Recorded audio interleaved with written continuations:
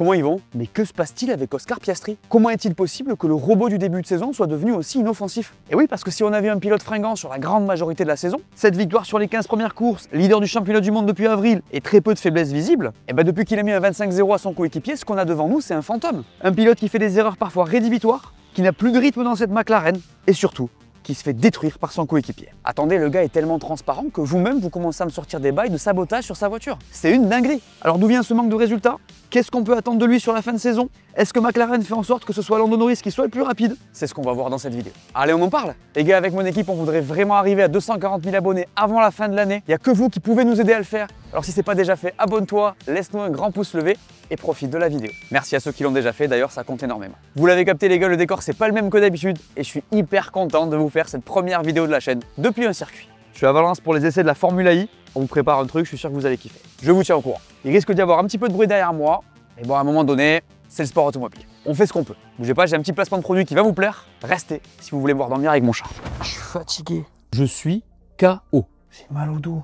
J'arrive pas à me concentrer. Oh, le décalage horaire, il m'a tué. Mais ça, c'était avant que je reçoive ça. Et oui, Emma m'a envoyé son nouveau matelas, le modèle hybride 2. Et franchement, ça a été un tournant. Déjà, c'est pas juste un matelas confortable. Oh, je suis bien. Moi qui pensais que tous les matelas se valaient, les gars, je me suis mangé une claque. La mousse à mémoire de forme, elle s'adapte vraiment à toi. T'as le dos bien maintenu, tu t'enfonces juste ce qu'il faut. Et surtout, quand tu bouges d'un côté, l'autre ne sent rien. Si tu dors à deux, c'est un game changer. Perso, quand je dors, je fais que bouger. Pour celle qui dort à côté, la sensation elle est plus proche d'une course à Monaco que d'une bonne nuit de sommeil. Vous avez capté, ça c'est fini. Et puis ce que j'aime, c'est qu'il est ferme mais accueillant. Tu sens que ton corps récupère. T'as pas juste bien dormi, t'as vraiment dormi. Depuis que je l'ai, j'ai plus mal au dos, je suis plus lucide le matin. Et j'ai arrêté de me lever en ayant l'impression d'avoir fait une course à Singapour pendant mon sommeil. En gros, je récupère vraiment. Et vu les tunnels de taf que je m'envoie et les décalages horaires que je ramasse, c'est vraiment une révolution. Et à l'occasion du Black Friday du 30 octobre au 1er décembre, vous avez jusqu'à moins 50% sur le site emma.fr. Et c'est pas tout parce que j'ai un nouveau bon plan pour vous. Moins 10% supplémentaire avec le code LUCASPARLE, valable sur tous les produits en promotion jusqu'au 1er décembre 2025. Entre vous et moi, c'est une super offre. Livraison gratuite, 100 nuits d'essai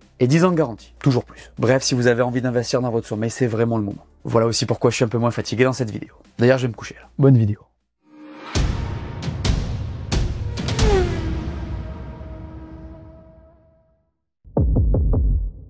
Mais où est passé Oscar Piastri, les gars? Je parle du vrai, pas du mec qu'on voit depuis quelques courses. Parce qu'il faut rendre à César ce qui appartient à César. Sur les 15 premières courses de la saison, il a été impérial. 3 victoires de suite entre Bahreïn et Miami, très peu d'erreurs. Une précision chirurgicale, que ce soit sur un tour ou en rythme de course. 7 victoires, 5 pole positions, 5 meilleurs tours en course, 3 hat-tricks, un grand chelem. Les gars, sans mauvais jeu de mots, je suis en train de vous parler d'un gars qui roulait sur tout le monde. Sur le début de saison, on a vu un mec qui avait gommé toutes les lacunes qu'il avait pu montrer en 2024. Les qualifs?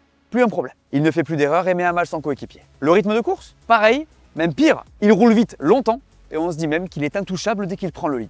Les gars, cette saison, combien de fois est-ce que je l'ai comparé à Max quand il s'est agi de mener un Grand Prix? Il a montré des trucs incroyables. Pareil pour la bataille en piste. Un temps, il a été la seule des deux McLaren à oser se battre avec la Red Bull de Max. Rappelez-vous de Miami qui est un moment où ça s'est vu de ouf. Alors il y a effectivement Imola où il se fait enrhumer comme en ce moment avec les changements de température. Là, j'avoue, on n'a pas compris. Mais sinon, Piastri en début de saison, c'est des week-ends hyper propres, une constance totale et un calme glaçant. Rappelez-vous de ses réactions quand il gagnait des courses, les gars. Tout était normal et perso, ça me faisait hyper peur. Attends, c'est ta 3e saison en F1?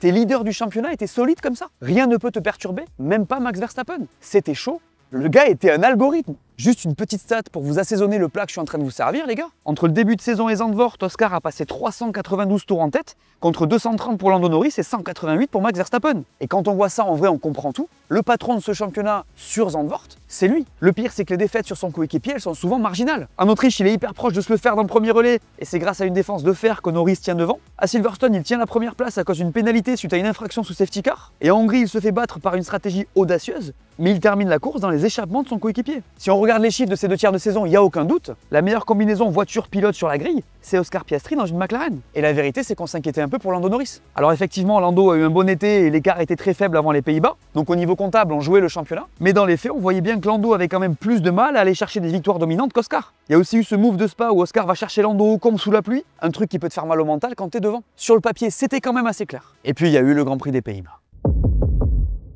Je me suis fait virer. On sera plus au calme ici. Zandvoort, août 2025. Je suis sur place, précisément dans le motorhome de la FIA pour laquelle je remplis une mission. La course est sur le point de se finir, je la regarde sur un écran dans un bureau, et là, j'entends la foule crier. Plus que d'habitude. Quelques secondes s'écoulent, et sur mon écran, je vois une McLaren se garer. Un pilote descendre dépité. Et je vois Oscar Piastri passer la ligne, mettant donc un 25-0 à son coéquipier. Ça, c'est peut-être le tournant de la saison du pilote australien. 34 points d'avance, une victoire plus 9 points comme j'aime bien le dire, qui se sont envolés depuis ce fameux dimanche hollandais. On va refaire le film. Monza, une qualif de 10e derrière son coéquipier, un rythme de course insuffisant et surtout une mauvaise décision. Un accord qui transforme tout. Oscar, on aimerait laisser passer Lando parce qu'on a raté le pit stop sur sa voiture. Il avait accepté qu'on te pite avant, papaya rouge. 3 points de perdu bêtement. Bakou, crash, et un énorme coup sur le casque. Singapour, une bonne qualif, puis un coup de roue qui veut tout dire. Des plaintes, une incompréhension, mais surtout un manque de réaction. Et puis, il y a Austin. Un sprint calamiteux pour tout le monde, une qualif lointaine et une course anonyme. Enfin, Mexico.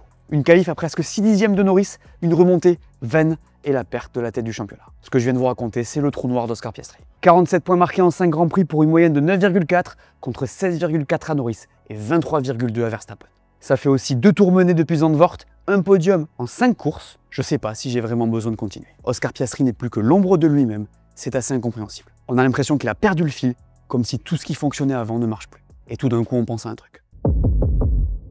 Faut qu'on parle de la dimension psychologique de tout ça, parce qu'évidemment, c'est important. Alors, je suis pas dans son équipe, j'en sais rien en vrai, mais j'imagine que dans un championnat aussi compétitif avec autant de pression, le mental est extrêmement important pour aller chercher un titre. J'enfonce des portes ouvertes. Les gars, 24 Grands Prix, c'est hyper long. Dans une saison, il se passe plein de trucs, et là, il y a moyen que ça ait joué. En fait, je trouve que le cas d'Oscar, il est hyper intéressant. Nouveau décor, je me suis encore fait virer. On va y arriver. Parce que paradoxalement, et presque bizarrement j'ai envie de vous dire, le rythme il s'en va dès qu'il met ce 25-0 à Norris. Du coup le mec est derrière. Et vous le savez puisqu'on en parle tout le temps, il y a cette théorie du chasseur et du chassé. En gros, c'est plus facile d'être le chasseur que le chassé. Et dans son cas, quand tu observes le truc, je trouve que c'est assez intéressant. Parce qu'il y a sûrement un peu de ça. Il est jeune, c'est la première fois qu'il est dans cette position. À partir de Zandvoort, sûrement il commence à se voir gagner. En tout cas, c'est ce que tout le monde lui dit. Et d'un coup, ça flanche. T'es un peu moins bien sur un week-end comme Monza. Il se passe un truc qui te perturbe. Typiquement, on te demande de rendre une position que tu dois garder et tu la rends. Derrière, ta voiture glisse dans tous les sens à bas coup. Tu craches pas une, mais 2 fois. Tu perds confiance. Et pile quand tu as fait une assez bonne qualif, 2 places devant ton coéquipier,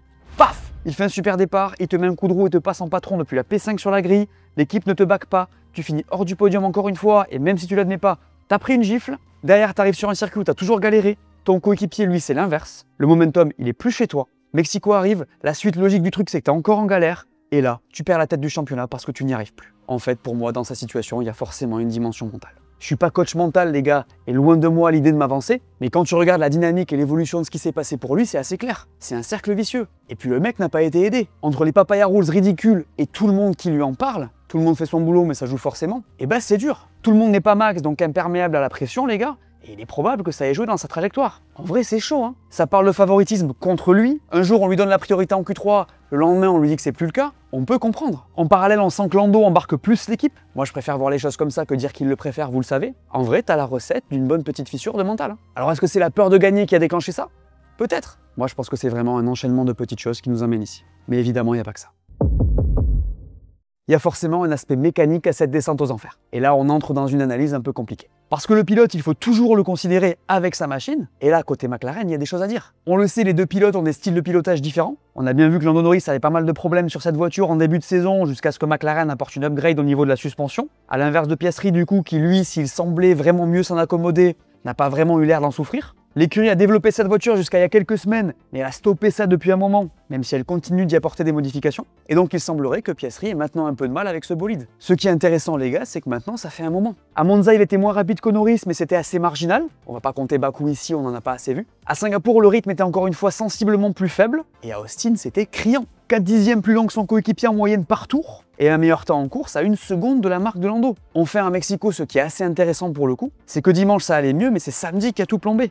Alors, quel est le souci? Eh bien, en ce qui concerne la voiture, on sait pas trop. Et le pilote semble utiliser les mêmes réglages. En soi, il se pourrait qu'il y ait un loup sur la voiture. Ça arrive parfois, on change le châssis et ça va mieux. D'ailleurs, quand ça lui a été demandé, Piastri a répondu « Difficile à dire, tout semble normal, mais l'écart est bizarrement grand ». Andrea Stella dit que la voiture de Piastri est normale aussi. Et d'ailleurs, il a sorti un truc intéressant à Mexico. C'est un truc qui va avec ce que je vous disais tout à l'heure, c'est que le problème était lié au style de pilotage de Piastri qui lui poserait pas mal de soucis quand le grip est plus limité. En gros, il serait en difficulté quand ça glisse et bien mieux quand le grip est élevé. Et ce qui corrobore avec ces dires, d'ailleurs on le voit depuis quelques années maintenant, c'est que Norris est très à l'aise quand il s'agit de finir les relais. Il est très efficace quand les pneus sont usés, on l'a encore vu à Monaco quand jamais il n'a galéré sur une stratégie à un arrêt. Et pour Piastri, au-delà des pneus, il y a aussi un sujet frein. On l'a vu particulièrement à Austin dans ce premier virage où il a énormément souffert. À Mexico, il avait aussi pas mal de problèmes à ce niveau-là globalement. D'ailleurs, si on regarde son dernier tour de Q3, au premier virage, il freine plus tard que Norris, mais à la sortie de la corde, il avait déjà perdu 1/10 sur son coéquipier. Et si on observe son tour dans le détail, la perte continue sur tous les secteurs jusqu'à ce fameux déficit de presque 6/10. Ces problèmes se répètent en course et on en arrive à un pilote qui doit limiter les dégâts au lieu de marquer des gros points au championnat.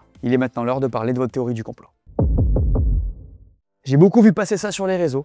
McLaren saboterait la voiture d'Oscar Piastri parce qu'elle préférerait que Norris gagne ou je sais pas quoi. Bon, s'il vous plaît, arrêtons avec ces conneries, les gars.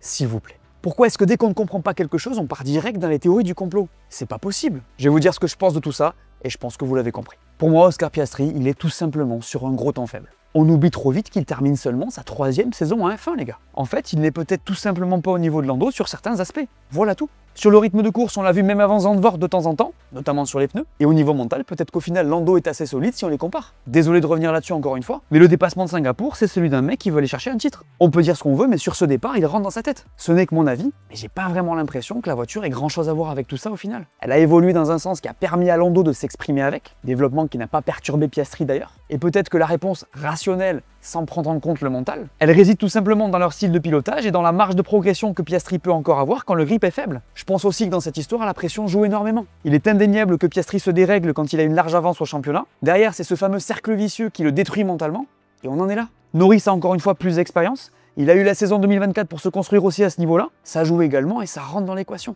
Ensuite, forcément, il y a les décisions de McLaren qui ont été cata pour lui. Les papaya rules ont pu le perturber évidemment, ça doit compter parce que justement c'est encore un jeune pilote. Ceci étant dit les gars, pour moi, un champion aurait tenu. Un champion du monde en puissance ou un champion du monde aurait dit non. Et il se serait relevé. Là-dessus je suis catégorique, je refuse de dire que McLaren l'a cassé. C'est possible, mais c'est aussi la responsabilité du pilote d'aller leur dire de se faire cuire un œuf. Réfléchissez à ce que Max aurait fait à sa place et vous comprendrez ce que je veux dire. Ensuite, et on revient sur du pragmatique, mais j'ai l'impression qu'il a du mal sur certains circuits. Alors c'est difficile de dire si on peut comparer sa perf à celle de l'an dernier, mais force est de constater que par exemple à Austin et Mexico c'est le cas. Et quand on regarde de plus près, c'est là où le grip est peut-être plus compliqué à trouver. Alors vu qu'il a pu montrer une grande progression sur les tracés où il avait galéré en 2024, on ne peut pas garantir que ça va continuer. Si c'est le cas, c'est chaud puisque l'an dernier sa série entre Austin et Abu Dhabi c'est P5, P8, P8, P7, P3, P10. Mais si on se base sur ce que j'ai dit vis-à-vis du grip, il y a vraiment qu'au Brésil et à Vegas où ça peut être compliqué. Donc pour moi, ce qui lui arrive, c'est un ensemble de choses. Ça a été super compliqué, il retrouve des difficultés. En parallèle, Red Bull met la pression. Lando est très solide, l'équipe n'aide pas, je l'ai dit.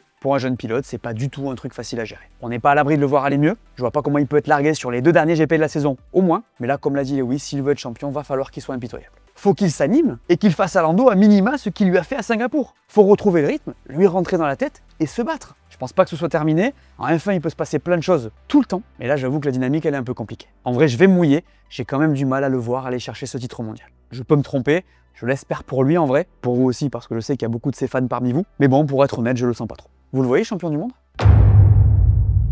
Voilà, merci à tous de m'avoir écouté, j'espère que cette vidéo vous a plu. Laissez-moi un pouce bleu, dites-moi en commentaire ce que vous pensez de tout ça. Désolé pour les 3 décors et les différences dans le son, on a fait notre max pour vous faire la vidéo. Sinon il n'y en aurait pas eu, on fait ce qu'on peut pour sortir le contenu, même quand on est en déplacement. N'oubliez pas d'aller voir mes dernières vidéos que vous n'auriez pas vues. Dites-moi tout. Et on s'abonne. Allez, ciao!